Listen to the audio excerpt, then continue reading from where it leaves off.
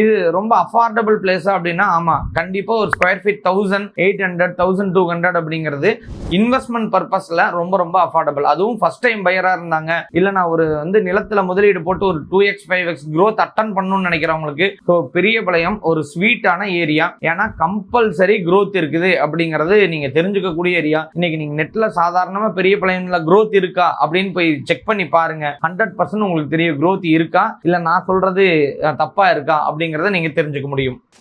வீடுகள்லாம் இப்ப வேகமா டெவலப் ஆயிட்டு இருக்குது. நீங்க தாராளமா போய் பார்க்கலாம். எதனால டெவலப் ஆயிட்டு இருக்குது அப்படின்னா அங்க வரக்கூடிய இண்டஸ்ட்ரியல் ஏரியாஸ்னாலையும் அங்க இருக்கிற சிப்காட்ஸ்னாலையும் ரெண்டல் டிமாண்ட் இன்க்ரீஸ் ஆகும் அப்படிங்கிறதுனாலையும் இது ஒரு பெரிய சிட்டியா கன்சிடர் ஆகும்போது ரொம்ப லேண்ட் வேல்யூ ஜாஸ்தி ஆகும் அப்படிங்கிறதுனால இன்னைக்கே வீடை கட்டிக்கிட்டா அந்த இடத்துல கொஞ்சம் நல்லா இருக்கும் அப்படின்னு சொல்லிட்டு எல்லாருமே இன்னைக்கு ஒரு பிளான் போட்டு அங்க வீடு கட்ட ஆரம்பிச்சிடுறாங்க.